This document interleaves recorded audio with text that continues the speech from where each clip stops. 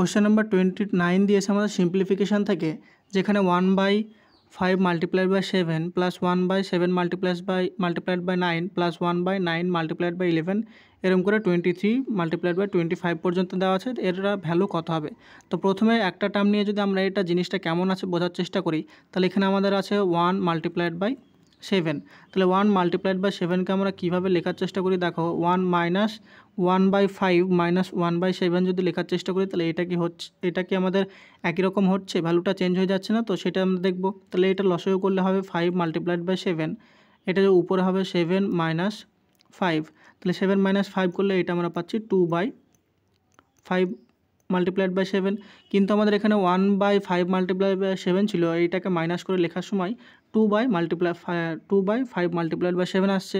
তো এই 2টাকে যদি আমরা সরানোর চেষ্টা করি, তাহলে 2টাকে সরানোর চেষ্টা করলে আমরা কী করব, উপর নিচে যদি আমরা উপরে এটাকে যদি আমরা হাফ দিয়ে মাল্টিপ্লাই করি, হাফ দিয়ে মাল্টিপ্লাই করার পরে যদি আমরা 1/5 মাইনাস 1/7 লিখি, তাহলে এটা কী হবে দেখো, এইটা তো লসাগু করলে আমরা পাবো 2/5 মাল্টিপ্লাইড বাই 7, আর এখানে হাফ আছে, তাহলে এই হাফ 2 আর উপরে যেটা 2টা আসবে সেটা কেটে যাবে, তার মানে আমাদের 1/5 মাল্টিপ্লাইড বাই 7 আসবে।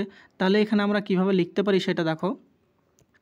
প্রথমে যে টার্মটা দেওয়া আছে 1/5 মাল্টিপ্লাইড বাই 7, এইটাকে আমরা লিখতে পারি বাইরে হাফ আর ভেতর হচ্ছে 1/5 মাইনাস 1/7।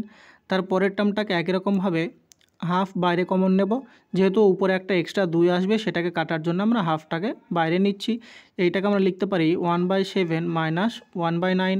তারপরের টার্মটাকে আমরা লিখতে পারি হাফ বাইরে 1/9 মাইনাস 1/11, এরকম করে আমরা ডট ডট দিয়ে শেষ পর্যন্ত লিখব।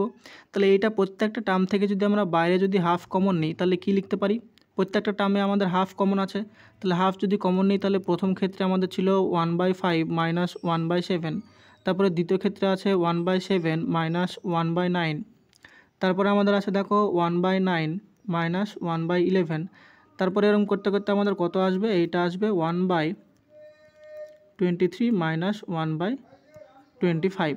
তো এইটা যদি আমরা কাটি, তাহলে 1/5 এইটা আমাদের তো থাকবে 1/7 প্লাস 1/7 মাইনাস 1/7 কাটবে, মাইনাস 1/9 প্লাস 1/9 কাটবে, এরকমভাবে কাটতে কাটতে আমাদের সবগুলো কেটে যাবে, আর আমাদের এখানে থাকবে বাইরে হাফ আর ভেতরে থাকবে 1/5 মাইনাস 1/25।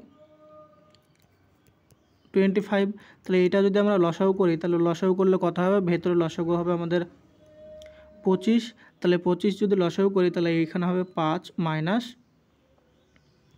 1, তাহলে উপরে হবে আমাদের 4 ডিভাইডেড বাই 2 মাল্টিপ্লাইড বাই 25। তাহলে 2 দিয়ে যদি 4কে কাটি তাহলে পাই 2, তাহলে 2 উপরে থাকছে আর নিচে থাকছে 25, তাহলে এটা আমাদের উত্তর হয়ে যাবে 2/25, যেটা অপশান নাম্বার সিতে দেওয়া আছে।